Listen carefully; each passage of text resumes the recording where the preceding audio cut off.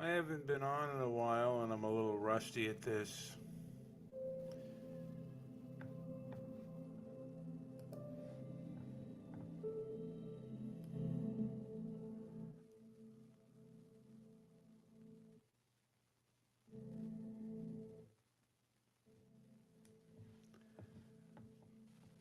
But I just wanted to go on and say that people that don't believe that there is a culture war are really kind of not, either they're not being honest or they're really not uh, aware or they're not affected by it. Now, I'm more affected by it as a fan and as a movie fan and as an entertainment fan, sports fan, whatever. Seeing things that you used to love and used to like being torn down, seeing behavior from people that I have an idea of where this came from and how it cultivated. But if you say nothing or do nothing, then the behavior is going to continue. And uh, we're going to end up losing. I just watched a video of a guy being harassed by a couple of individuals who were very hostile. And I just recently, this afternoon, I got into a tiff with a person on Twitter as well, and I'll do that at the end. I'm going to start with Roseanne. Roseanne is on Fox. She did her comedy special, and people tend to think that that's kind of a win for the culture war to a degree, and it not really. It's kind of Fox News is one nation, but it's not certainly as big as an ABC sitcom. And the fact of the matter is, she was canceled without really any discussion or any due process to defend herself.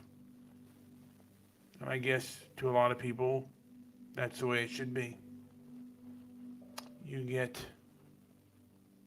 no defense when you are accused of something. If they see you as guilty, then you're guilty.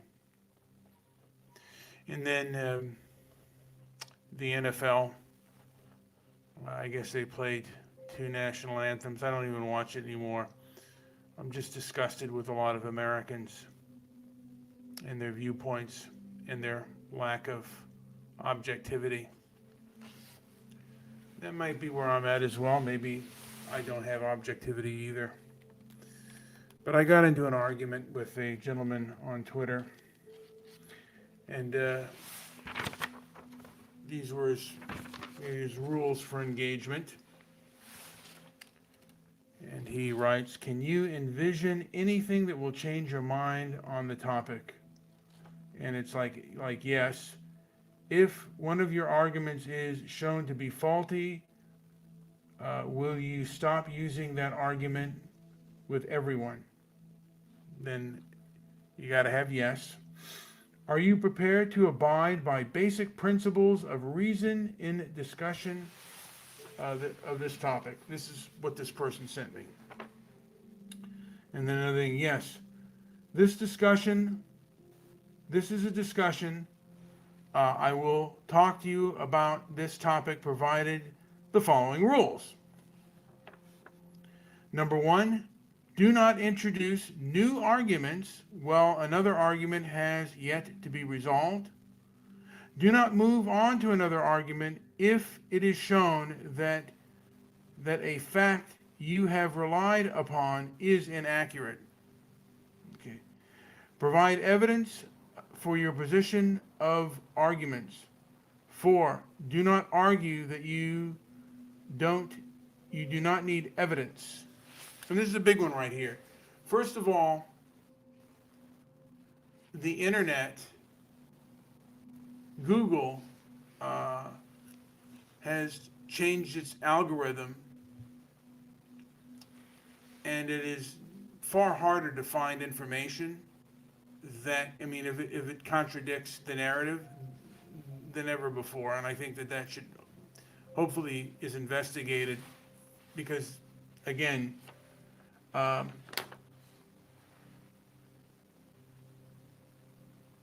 do not argue that you don't need evidence.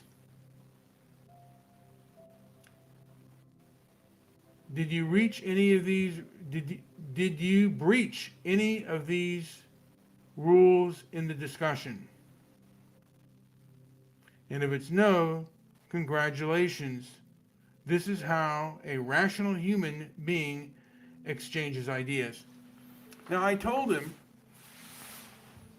that on social media, during the BLM protests and riots, there was a large purge of social media. And it affected one group in particular on the cultural divide. And he asked for proof of this. And to me, or I don't know, like if he asked for proof or he asked,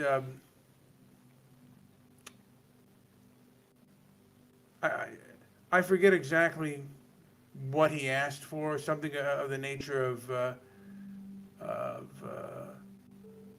examples and or this or that. Do you have examples of this? And I'm like, to me, it was very self-evident. And then I also realized that the person I was talking to was not having a good faith conversation. You're either too ignorant to know that there was a large purge on social media of certain groups, particularly on the cultural right. Stefan Molyneux, Jared Taylor, and I believe a host of other people got purged because of their views on racial matters and civil rights matters. They ran opposition to that. They ran opposition to certain popular narratives. And they got removed. And this was during the BLM protests, the BLM Antifa riots.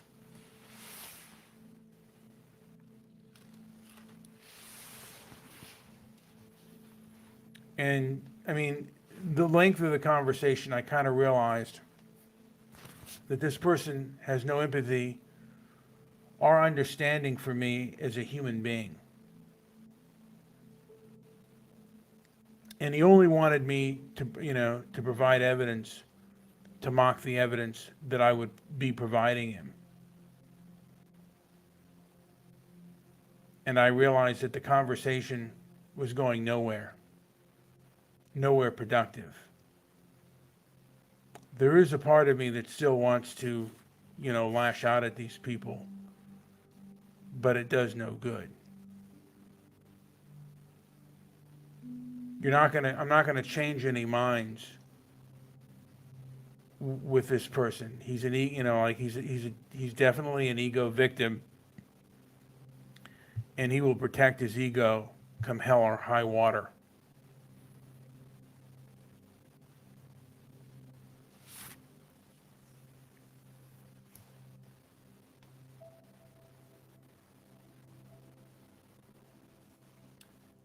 But sometimes my own ego gets the better of me. And I think I can have an I gotcha moment with this guy.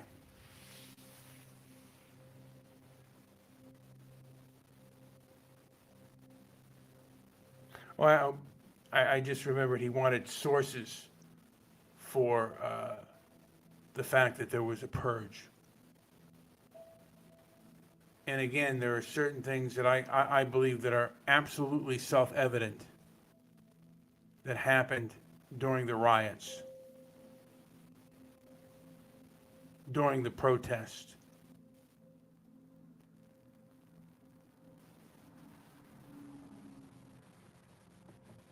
And if I have to stop and give evidence for something that is completely obvious that happened, that's a waste of time.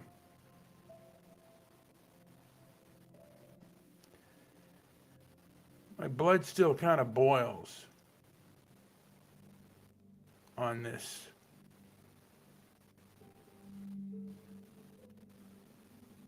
But it's my own fault because it's my ego. I think I'm going to change people's minds with logic and reason. And the fact of the matter is, these people think that they have logic and reason themselves.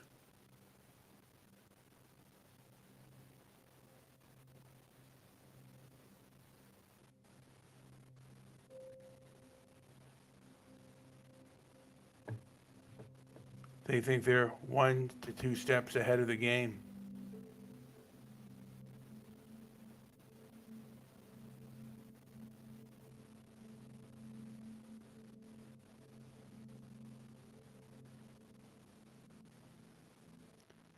Doesn't matter whether it's true or false, or if it's a lie.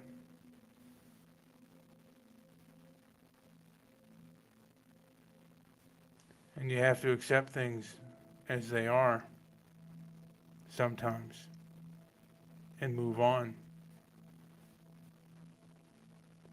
The big cities in this country, in a lot of ways, are not the big cities of the past, and the people, some of them are not diplomatic, or and they're not obligated to be diplomatic to you.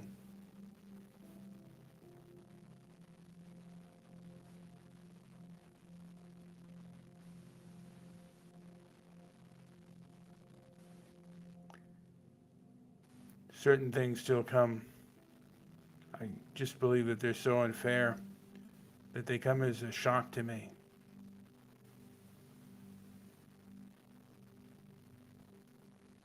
And it does make me angry because I feel a lot of it's unreasonable.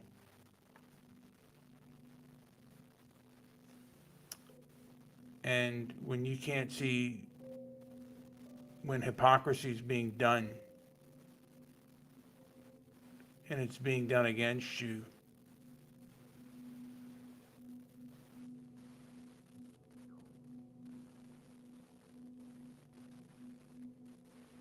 and in my opinion, it's so self-evident, the behavior, the fact that the person can't see the unfairness, I have to think that there's something wrong with them.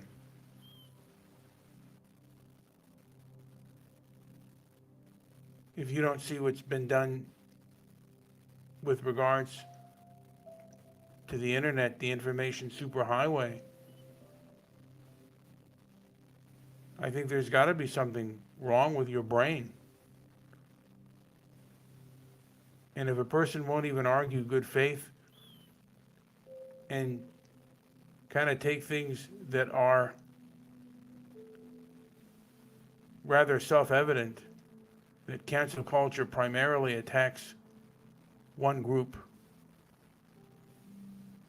and then they say it doesn't happen, they deny, they kick you, and then they say, I didn't kick you. It's kind of like when Twitter says they don't shadow ban, they visibility filter, the kind of gaslighting that goes on. It is abusive. And by nature, it's going to make you angry. These people are in positions of power, and they are abusing that power. They are being dishonest. And this has affected people around the world, but in this country, where you think that people are noble and good, and good faith individuals, uh, you find out that they're rather fanatical. And I don't think this is about dollars and cents. This is about ideology and those who are afraid of the ideologically fanatical.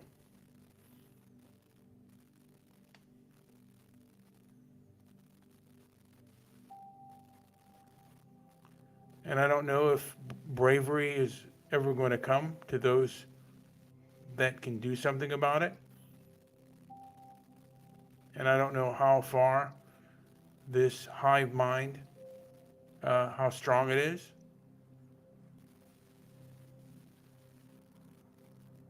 But right now, it does seem like it is in power. And it's hard to gauge what are the forces against it. America was locked down, and this was other Americans. This was no foreign country that locked us down. This was no foreign country that rioted in our streets, burned down buildings, smashed windows, assaulted people. It's no foreign country that tells you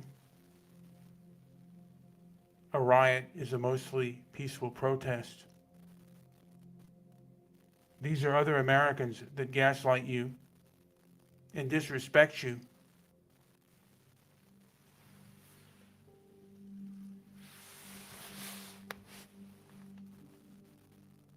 I mean, what enemy is worse? The people in Ukraine, the Russians who are attacking Ukraine? What affects you more? Are the people who uh, tell you things about a jab and then tell you that a riot is a mostly peaceful protest? Who's a bigger enemy?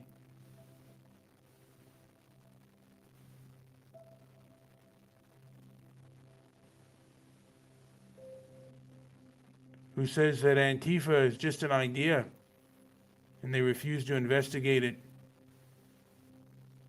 And some of these people do threaten you online. Who's the bigger enemy? Who holds cover for bullies and thugs?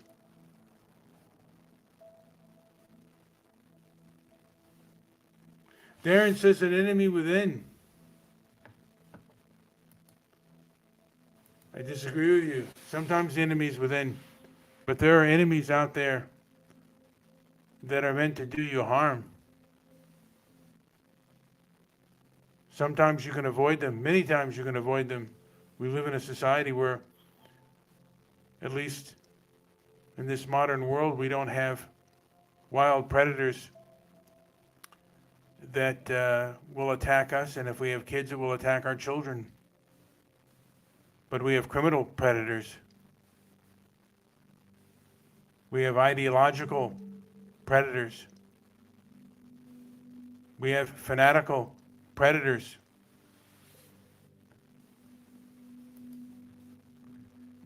Darren says, choose not to change the world, but what you think about the world.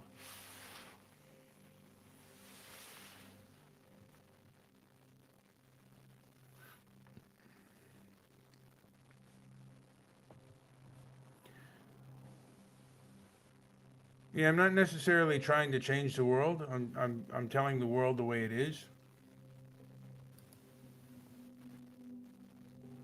And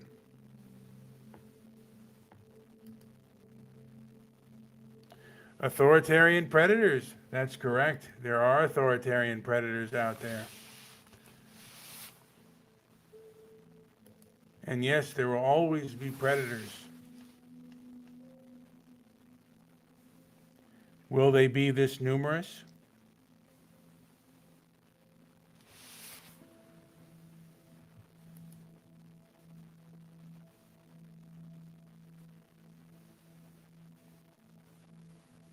Predators. My spelling has never been that good myself. And I have a lot of weaknesses.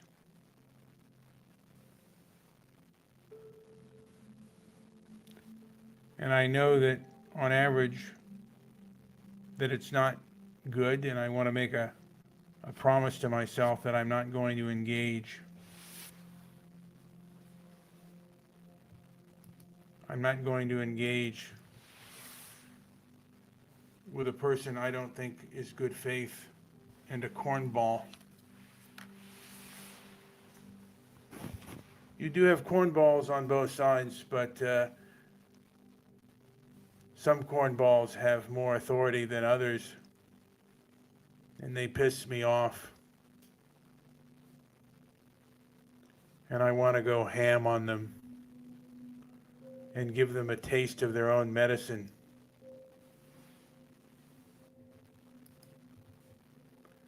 Focus on love, see love. Focus on hate and see only hate.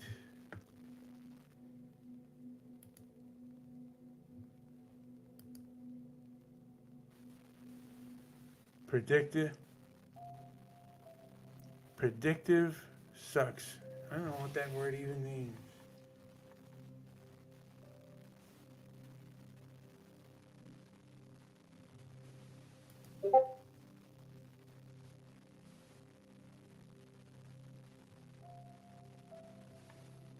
Focus on love, see love. Focus on hate, see only hate. I think it's sometimes a good idea to acknowledge hate, and then love comes as a nice surprise.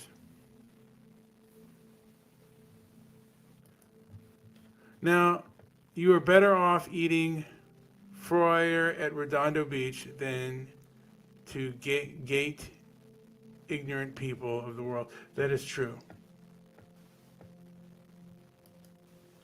Oh, then hate ignorant people of the world. I notice hostile behavior, and I notice people that are not good faith actors.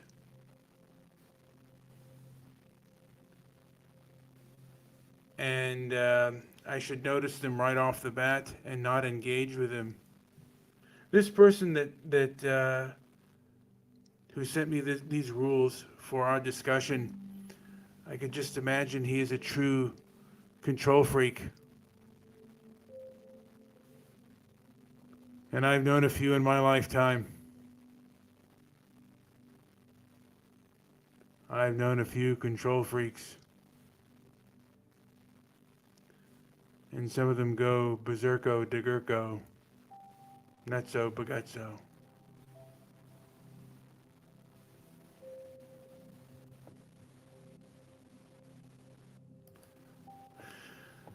Frozen yogurt, Brian. Come on now. Frozen. It's too cold for frozen yogurt, Mandy.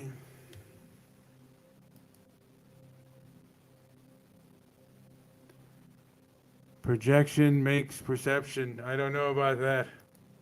Some people are so ego-driven, and they get ego off of being a victim.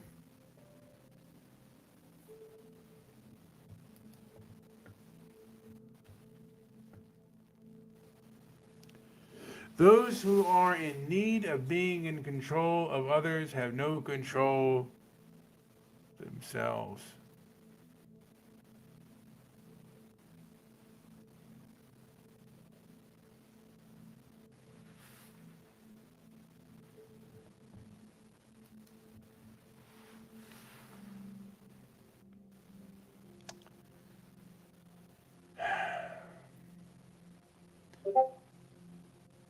Good God, I'm hearing that sound again.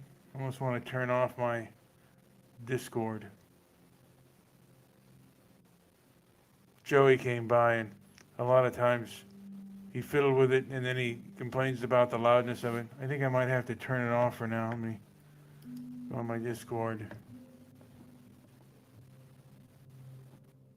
Lots of buffoons on there.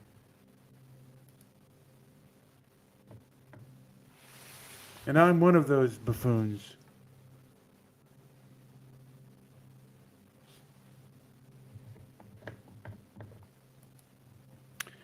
And every hateful thought or hurtful judgment is a projection of fear on yourself. I could, I could to a degree with that. I always say when someone's trying to control things, who died and made you? Who died and made you Commander Yum Yum? Who died? Who are you to judge me? That's what I want to say to that person. Who are you to judge me? Your facts are nonsense. I do have hateful thoughts sometimes, Darren. I get very pissed off, and I wanna go off on them and give them a firm talking to. Tell them what babies they are. Tell them if they lived in China and they were a drug addict degenerate, they'd be blown away. The family would have to pay the bill. Maybe have a dunce cap put on their head.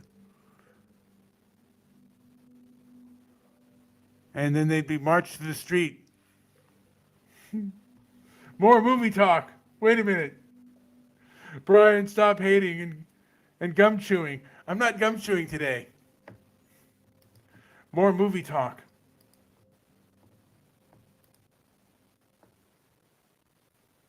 Whale was interesting.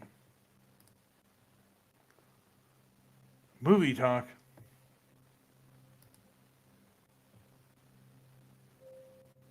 There's a movie called Whale. I have to drink some water right now. Getting rather thirsty.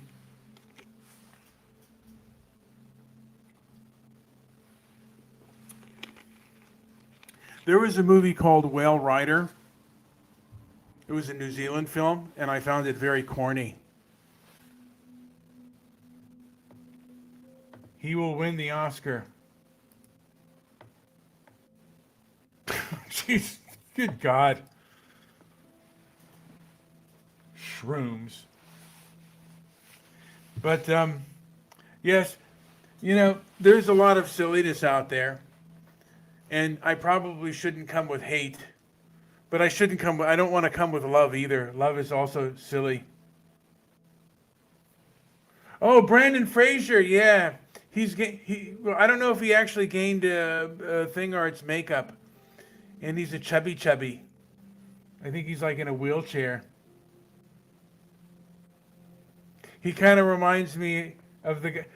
By the way, those of you who are perhaps listening for the first time, I think he's even bigger than Kings.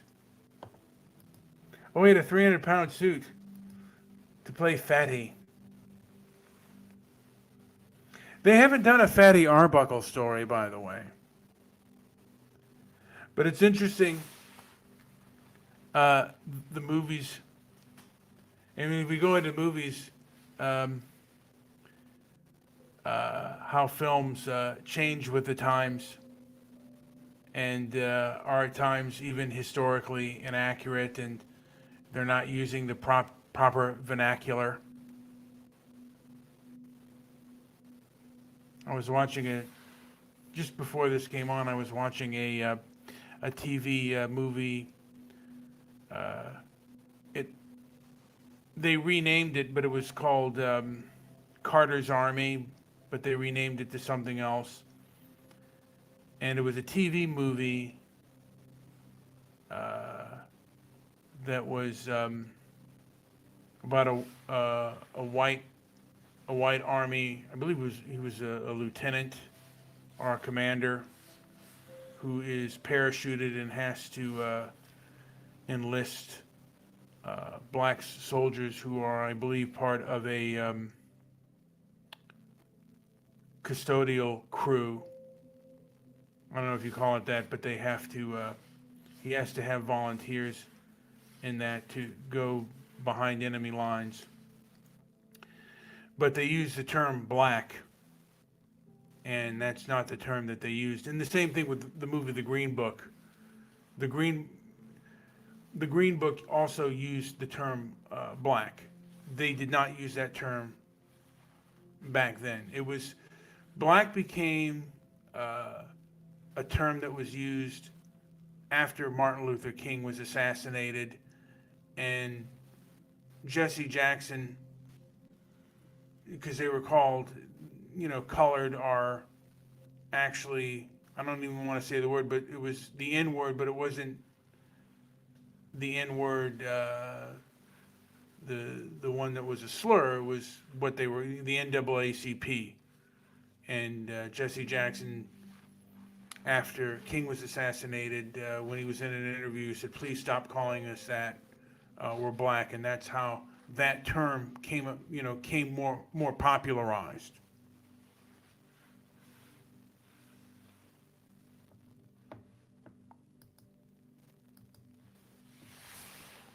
But I did like The Green Book, by the way. It was a pretty good movie. You wouldn't want to see a documentary about me. You'd be bored to tears. But yeah, there are a lot of things that, just as the internet tells a lot of fibs and a lot of lies, the movies have been doing this for years. And I believe the same people that control Hollywood and want Hollywood to tell things a certain way and be politically correct, those same people and their offspring are doing the same thing to the internet. I mean, it's a whole, I think, cabal of people, the woke Taliban, that are making things different. But this has been going on for years. And it's been going on, again, primarily from the left. And the movies and stuff that I really enjoyed and loved. And I always knew there was a form of political correctness and things that, could never get talked about. By the 1970s and definitely by the 1980s, there were certain things that were just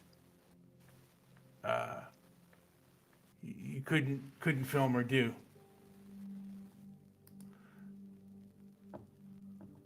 Well, that's cool. That is cool. But maybe there should be one.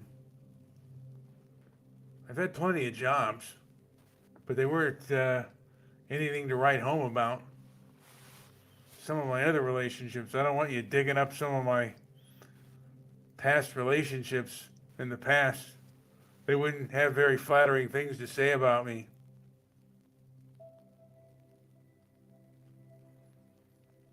And oh, well, that might be kind of fun. Following me around, you'll be following me around in bed under the covers. And then, I use the bathroom about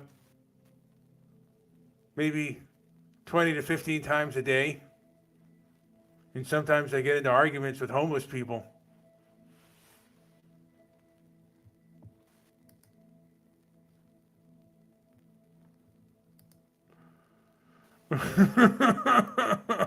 No porno. When did I talk about porno? Me and Joe used to talk about adult films. And you know what? There was a gentleman that passed away named Dennis. And we had an affinity and knowledge of classic adult film stars because we grew up during that time.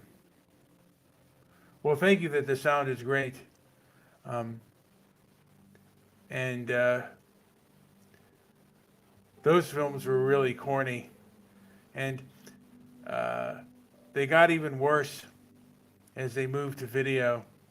But me and the late Dennis would always laugh at certain things, and we were 70s and 80s kids.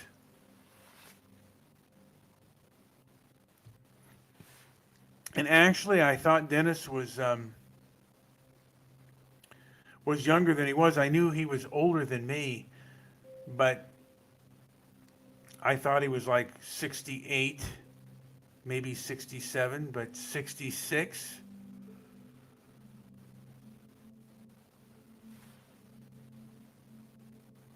And I'm glad that the sound is great. And I'm on here. And I'm glad you guys showed up because I would not have done a show like this. And again, I am to a degree obsessed with the culture war. Even if I talked about movies, it would be in the perhaps in the vein of the culture war that we're having, and that we have had.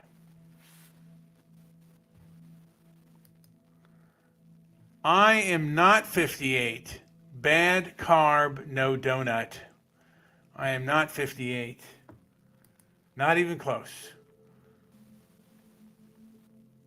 But I'm going. Hopefully, I'll be able to get to that age. I got about a little less than 6 more years till I get to be 58, and I'm not looking forward to it because I do have health problems, and it's not fun, and I get cranky, and I am a bit of a grumpy old man.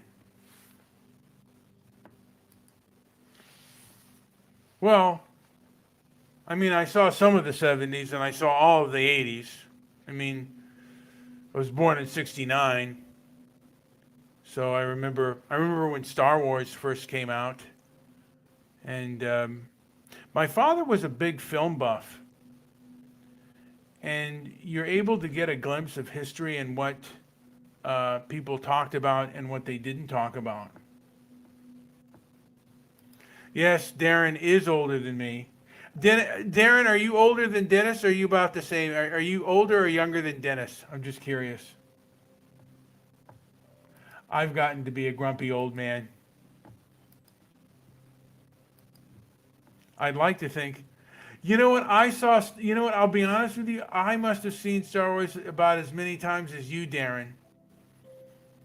Uh, I had an older cousin, and she would take us to the movies out in Santa Monica and in Westwood, and we would see it. And actually, again, I saw Star Wars when it first came out in 1977. I saw the 10 o'clock showing of. I would have been too young for porn, but the thing about me is I got a video card early, and I looked older for my age, so I did see quite a bit of 70s porn. I was, I mean, I saw my favorite decade for film for me is the late 1960s, early to mid 1970s. I think that cinema kind of grew into its own and really started to become much more realistic and dark.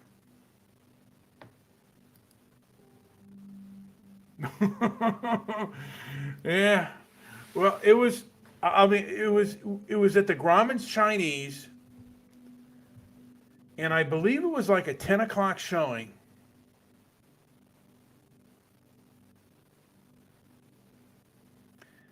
And there wasn't really a line. I mean, it was the first showing, and then when we got out of the movie theater, the line was around the block. And uh, just saw it so many times. I love Harold and Maude. I've seen that several times. First time I rented it, and like I said, I saw a lot of films. There were two revival houses. Um, One was the Bing Theater that strictly showed revival house movies.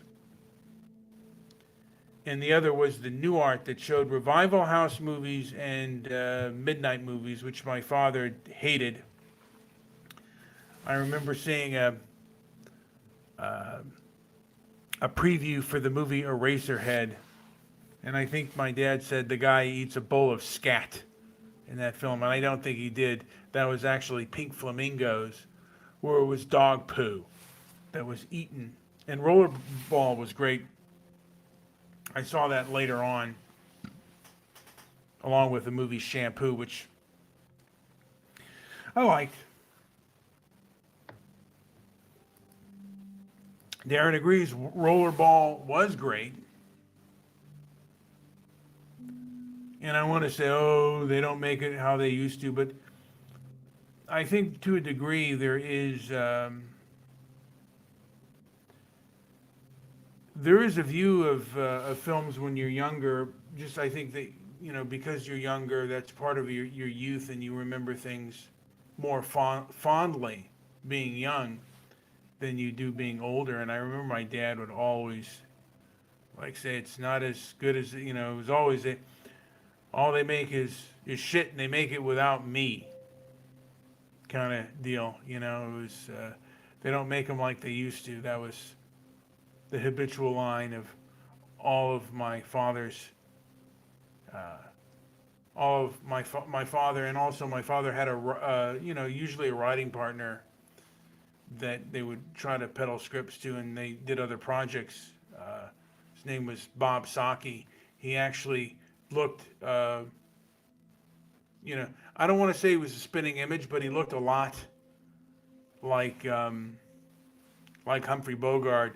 I also thought he looked a lot like Mario Cuomo and Ed Sullivan, but um, they would write scripts, and this guy was even more old hat than my father. He was much more into the like he didn't want any they tried to sell a script that had swearing in it and the F word, and uh, he had my father take the book that he was selling, had him take all of that out. Rocky Horror Picture Show, I don't know. I'm not a I liked it, but and some people say, yeah, Tar was a good movie. I gotta look now. That one I don't. But Darren liked Whale, and I don't know how well this show's gonna do because I've been bloviating on a lot of different topics. The Blob. I like the first one with Steve McQueen. Silver Streak. I saw that when I was a kid as well, and I liked it better when I was a kid. I mean, I've seen it since. It's a really good film, and it's a really well put together. Duel was on television, and it's a good film as well. Very good film. One of the best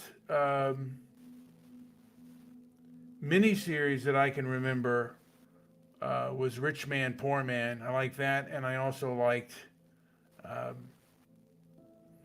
I also really enjoyed Shogun as a youngster. I thought that was Shogun was probably my favorite television miniseries.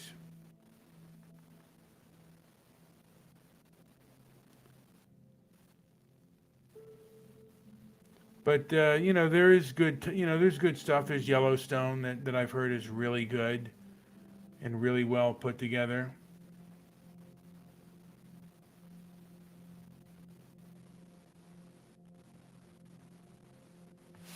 So you say it's boring now? Give me a break. Roots Roots is interesting, and I'd almost want to do a whole thing on the miniseries Roots, and I think they cover this in Uncle Tom too. But Roots was actually plagiarized, and there was never a Kunta Kinte, and I don't know if there was a Chicken George, but I'm pretty sure there was the character of Kunta Kinte was completely mythological, and it was plagiarized from an English writer, and it was called I believe it was called the African was the name of it.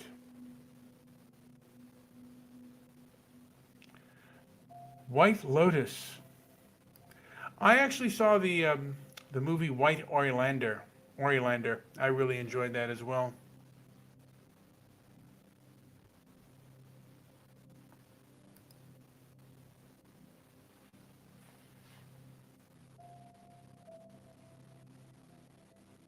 But it does feel like things are changing rapidly,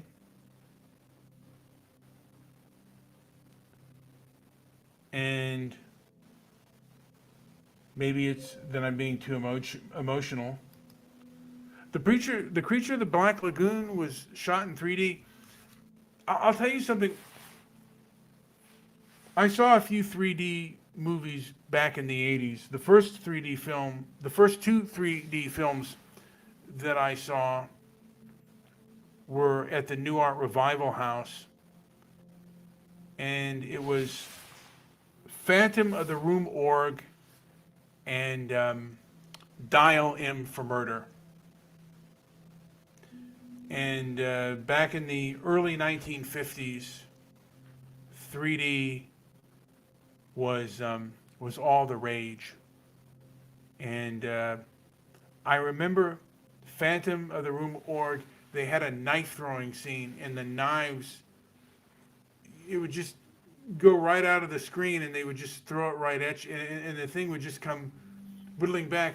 And the one scene that still fascinated me the most was when the waiter went out of the screen, and he started looked like he was walking amongst the people. And I think Darren is old enough, and I don't know if Elvira played in Oregon, but there was this whole campaign. There was this whole campaign in the mid 80s, 83, 84. I think it was 83 actually, where they did 3D for television, and it didn't work. Didn't work at all. But they sold a bunch of 3D glasses, and I think they made a boatload of money on that. And it was one of the greatest gimmicks that were ever sold, but it didn't work.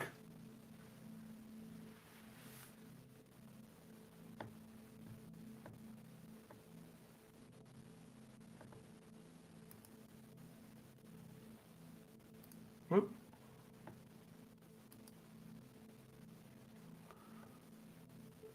Everywhere, everything, everywhere, all at once. My favorite movie last year.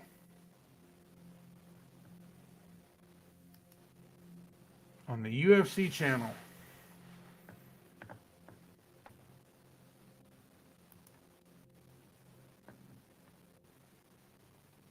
You know, I love the original Planet of the Apes.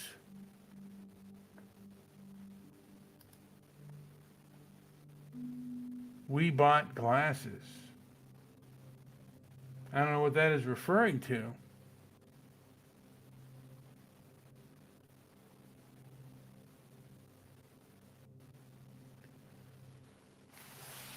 There are a few films.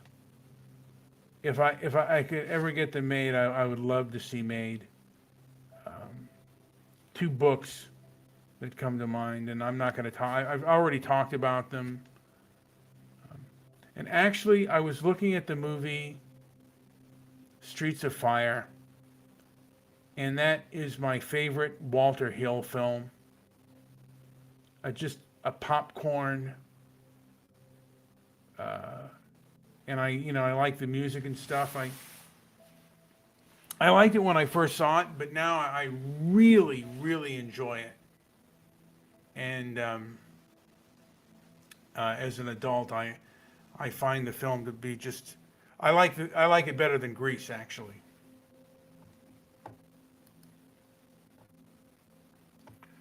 Oh, Darren, you bought the glasses like the fool that I was. It was a great gimmick. Oh, Benny Hill was great. Benny Hill was amazing.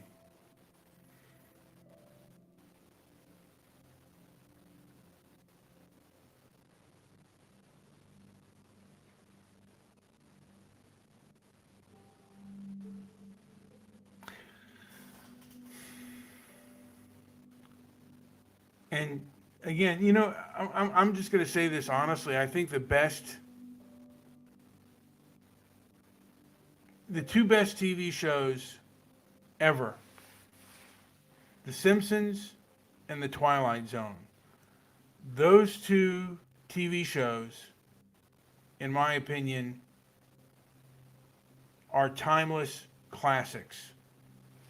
And I don't think anything has, I mean, you can look at those TV shows again and they're not like at any, you can look at the best of The Simpsons and the best of The Twilight Zone,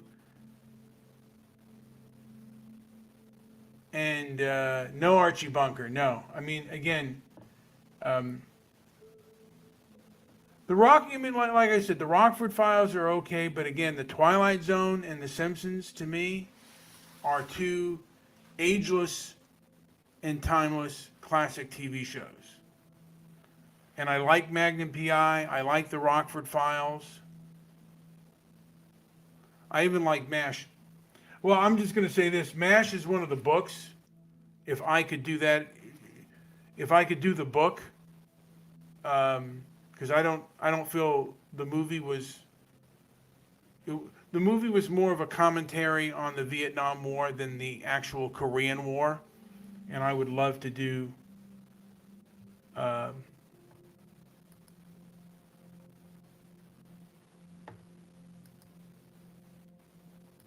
well, I like like I said, I like MASH, but and I like Cheers too, but again, I think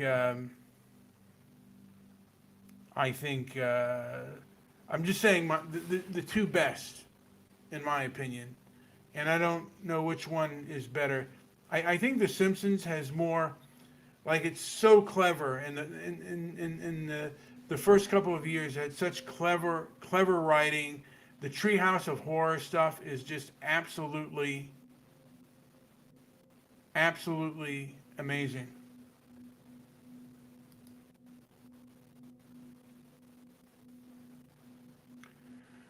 When you come down there, yeah, if you want to visit, we can all come down and visit. Get a bowl of get some steak, and you meet this Italian lady that Mandy met.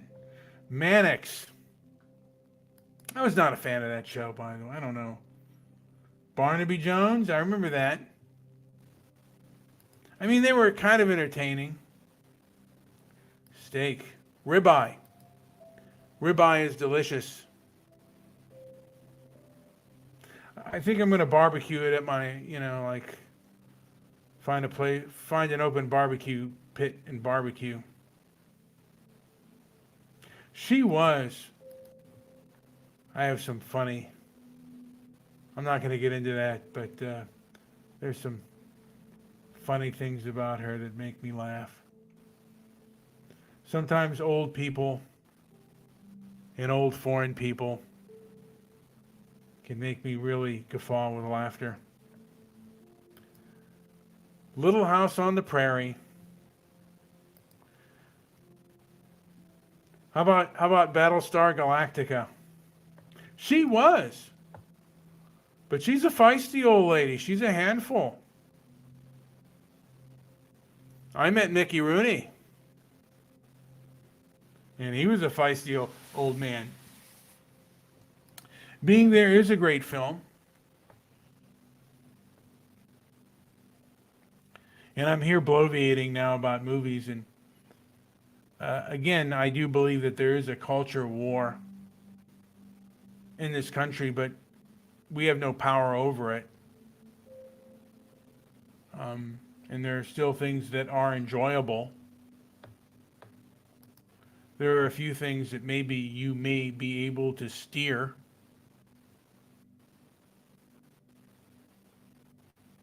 But not really. Man, it's getting late. It's past 2 a.m. here. You know, the person I do miss at times, and I liked on my shows, is there's a guy who calls himself Kitty Emperor. And he is a very funny man.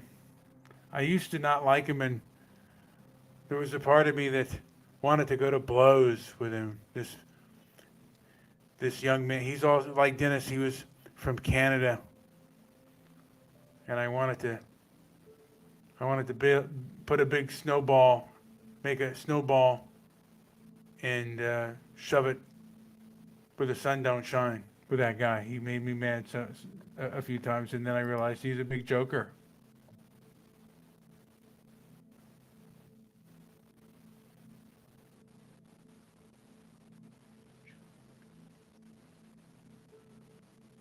Now, MSG. I don't know what MSG is there. That I don't. Should MSG him, Brian? I don't know what that means. I'm pondering that. Oh, yes. I might talk. Maybe we'll do a show because he has some interesting takes on things.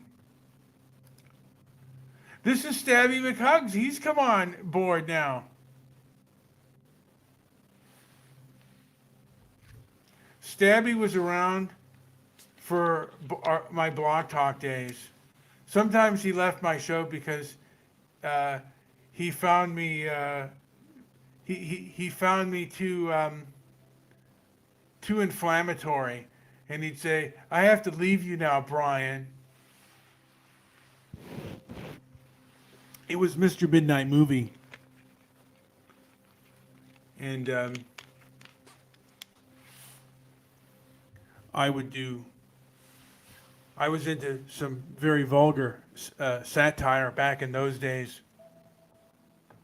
Yes, Stabby has made it. I think everyone is doing well. We lost one of our originals. I don't know if Dennis was around for the Blog Talk days. And I don't know if Dennis even had a show.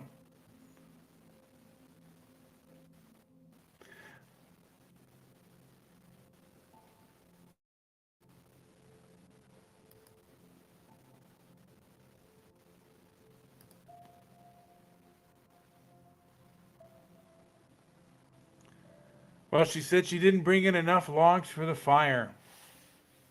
Oh my heavens. I remember a line. Put another blank on the fire. It's getting cold in here. Put another blank on the fire. That's from a movie called Putney Swope. Did Dennis do a show on Blog Talk or was it Spreaker?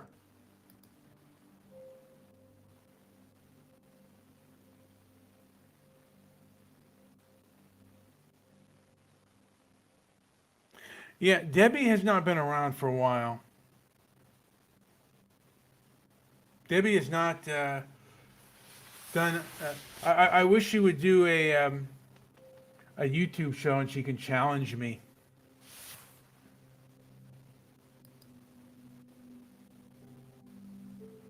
I have not heard from. Actually, well, it's interesting.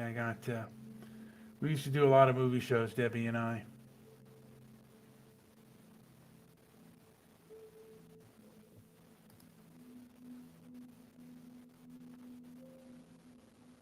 Coma. I remember that when that came out. I saw that in the theaters too with Michael Douglas.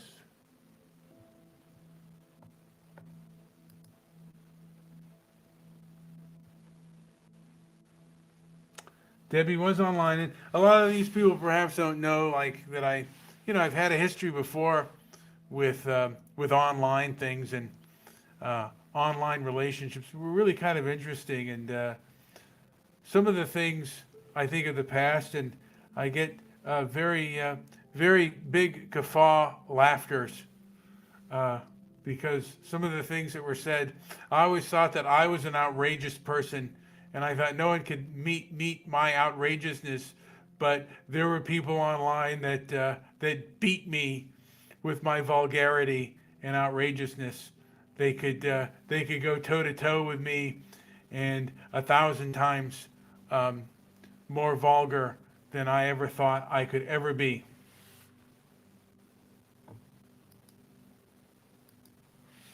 Because I thought I thought I was, I was in my own little isolated world before Joey put me onto the internet, and I didn't know how vulgar and how vile people could be, because I thought I was the most vile human being, like in the entertainment field, if they ever found me, how nasty and filthy I could be.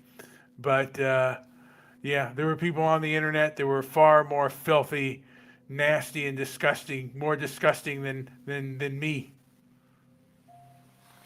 Oh, there were people like 1,000 times more inflammatory than me. I, Darren, I thought Avatar 1 sucked. I can't believe you shelled out money for that. Get your money back, Darren. I'd rather see Cocoon 20 times before I saw Avatar 2. I don't like David Cameron. I think he's kind of a pretentious schnooky pop. Just unbelievable. Yes, we had a show called Inflammatory Talk, and it was the No White Guilt show. The was Mr. Midnight Movie Show, the No White Guilt Show, Inflammatory Talk, the Hate Show. Mr. Solution said it was all the same show.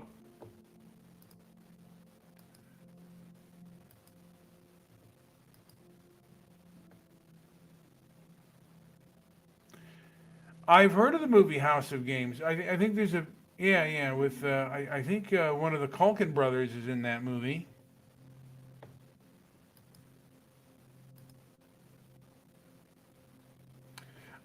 I like The Abyss as well.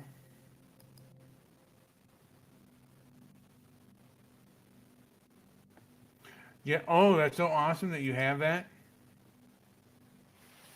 I still think, yeah, like I said, there is again a culture war. Probably nothing I can do about it. I'm not going to change any minds.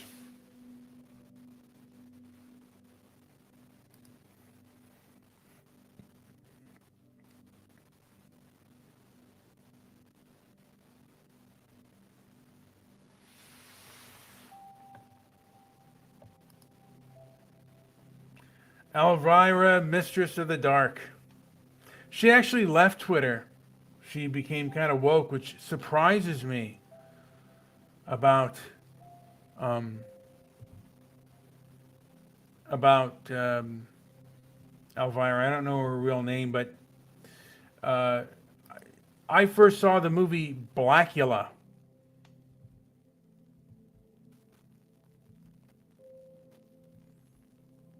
and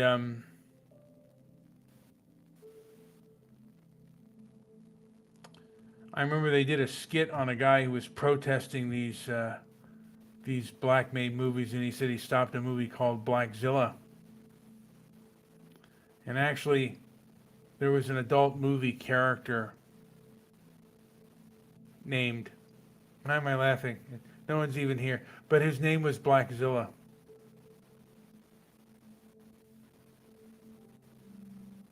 I can't believe I mentioned that name.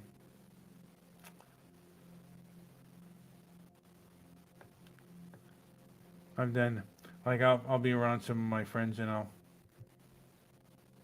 tell certain yeah, I'll bring up certain topics that are really kind of that are rather kind of racy, and I guess you could say they're politically incorrect, and people cry.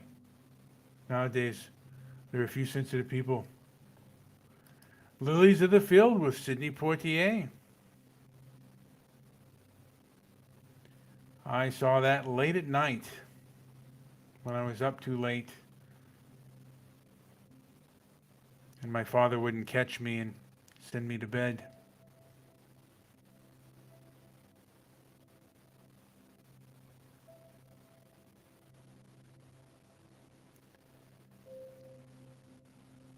I remember as a kid, my dad took me to the Bing Theater to see Key Largo, and John Huston was there. and I think it was either 79, maybe 80. And he told the story um, of a bet he won about the Immaculate Conception. And the Immaculate Conception was not that Mary had,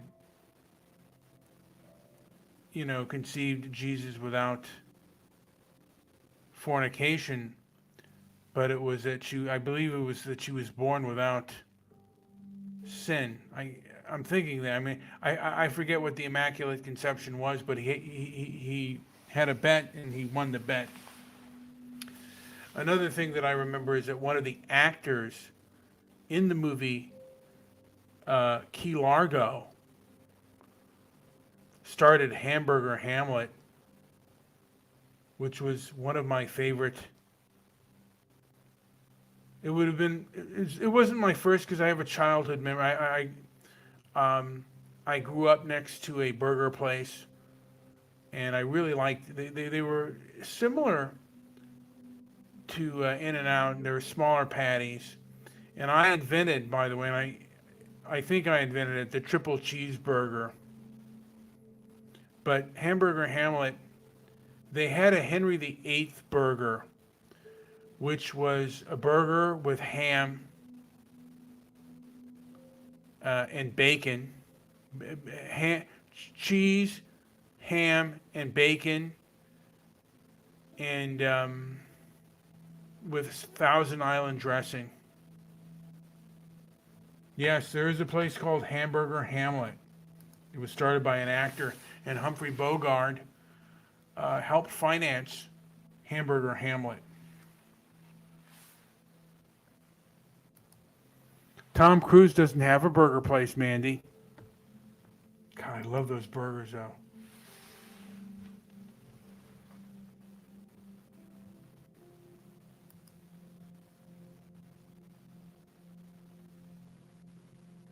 Really? You don't like... I guess you don't like Tom Cruise. Oh, my heavens. I like the thinner burgers, like the In-N-Out style, because you can really taste the season in the meat. Hamburger Hamlet, though, they seasoned some of the burger meat. They seasoned overnight, so you could taste they could have the bigger patties, and you could taste the season in it.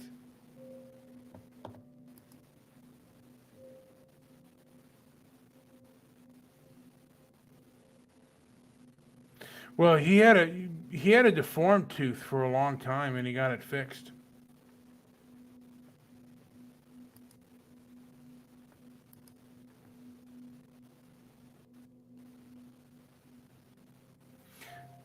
Some people disagree with you about that. I know someone who's had them both, and they say, yeah. There's a place that serves.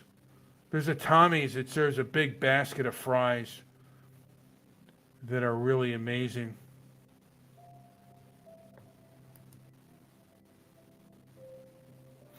Well, Tom Cruise looks rather young. I think he might be 60 now, maybe 62. And Brad Pitt is in his 50s. The guy who looks like he's aged a lot is Nicolas Cage.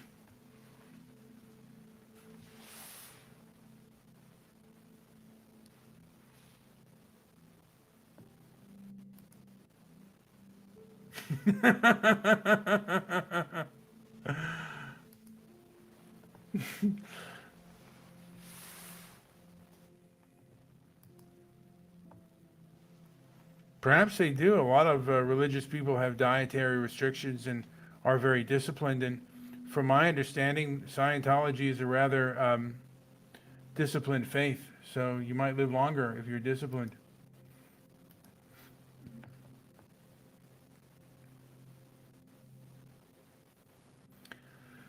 Yeah, I heard he did love letters.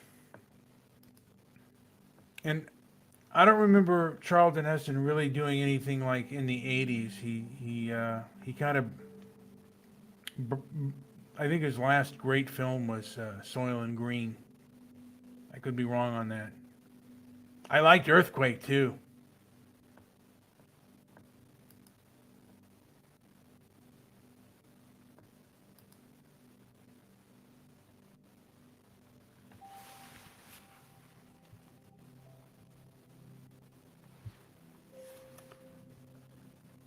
Use placenta for the face, Mandy. Give me a break. Good God.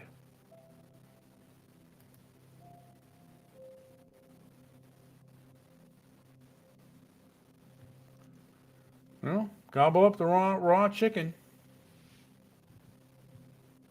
I remember, you know what? I remember all those airplane disaster films because they were out during the 1970s. The first one was Airport was made in 1970, and then all the other films followed suit. And I remember all those disaster films too. I remember, which ones do I remember? I remember Earthquake. I remember the Towering Inferno. Oh, Airplane was a great comedy. I liked the Zuckerberg's first film, which was Kentucky Fried Movie. I bet Mandy's never seen Kentucky Fried Movie.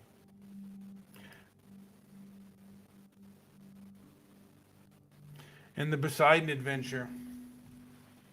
I think that came out in '72, so I wasn't old enough to see it, but I remember it on television. Mandy has seen Kentucky Fried Movie. I really enjoyed that film. I saw that in the Groove Tube when I was a kid, and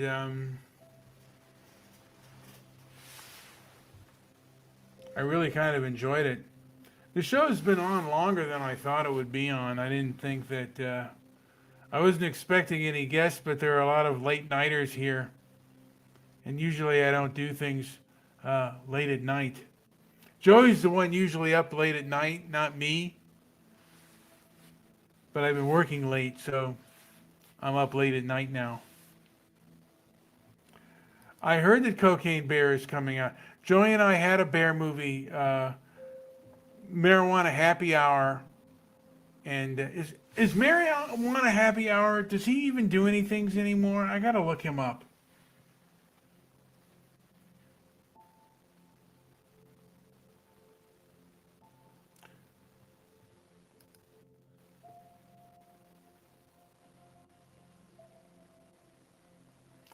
I met Ray Liotta at a McDonald's. I didn't talk to him, but I saw him in person.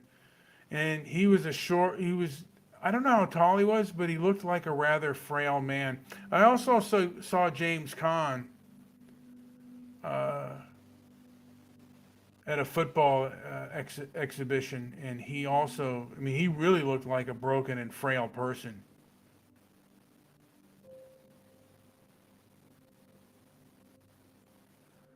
Cocaine Bear was Ray Liotta's last film, and I don't even think it's been released yet.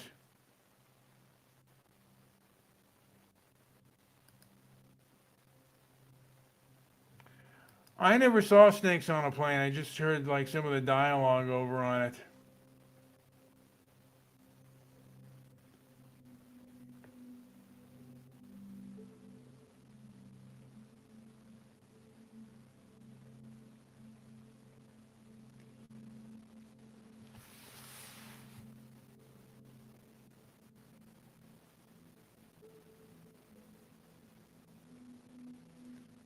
So I got some old friends to come and visit my show. It's kind of interesting. Oh, Tarantino is doing one last film. I gotta look that up now too. You never know. sometimes like champion boxers, they say this is gonna be my last fight, and then the money's too good.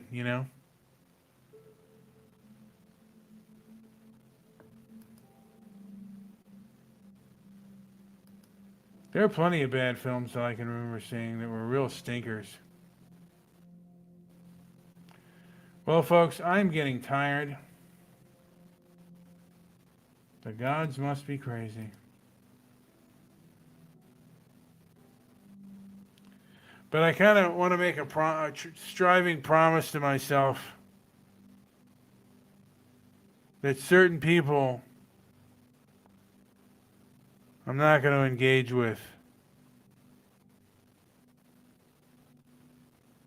Good night to you too, Mandy. But that certain people I'm not going to engage with because they're not coming in any kind of good faith, and they're really very egocentric. In 2020, I believe we saw the rise of woke egotism and narcissism. It's very toxic. And hopefully people get out of this kind of behavior.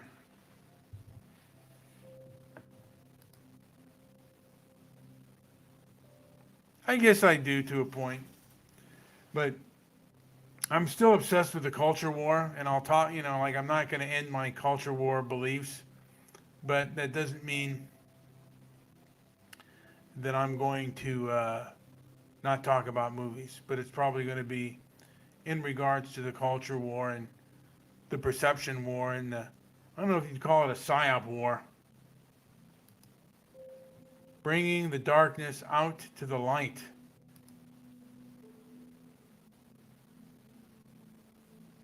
Well, thank you. And I'm going to enjoy what I'm doing and enjoy life. And even, being a movie guy, even if the world is going insane, I'm glad I can talk about how insane the world's going, how insane things are.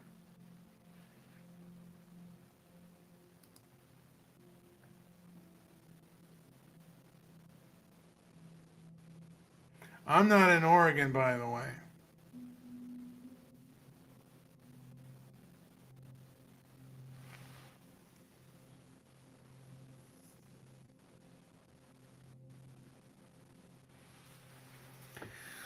All right, folks, my fatigue has gotten the better of me, and I do wish you all the best, those that listen and those that will listen um, later on. Hopefully, people will gain something by it. If they gain something by it, great. If not, don't ever listen again. Or maybe listen again and see if I've improved. People improve sometimes, even at old age. The city of Los Angeles, West Los Angeles, which is nicer than East or South.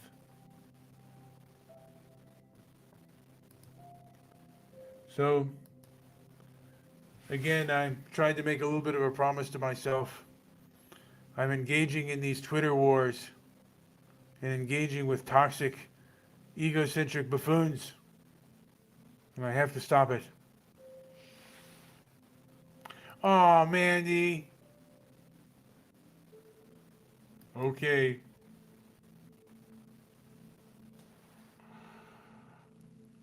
Maybe I am. I wish more people felt like you. Maybe, someone could write me a check. I'm kidding. I doubt that. I'm just hoping to get my diabetes better, and also my mental health by not engaging with buffoonery.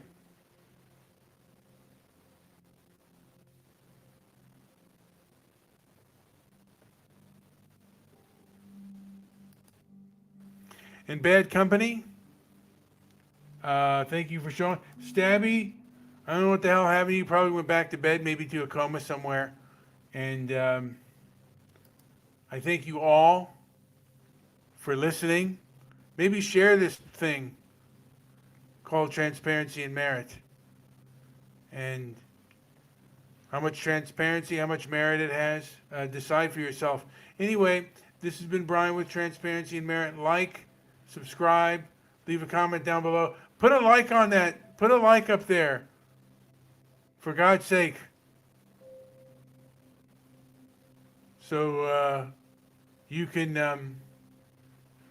like I said, I think it gets more listens the more likes it gets. Although YouTube has changed the way you view my videos now. I don't know why they did that. Maybe it's because they don't like me. All right, like, subscribe, leave a comment down below. Thank you for listening.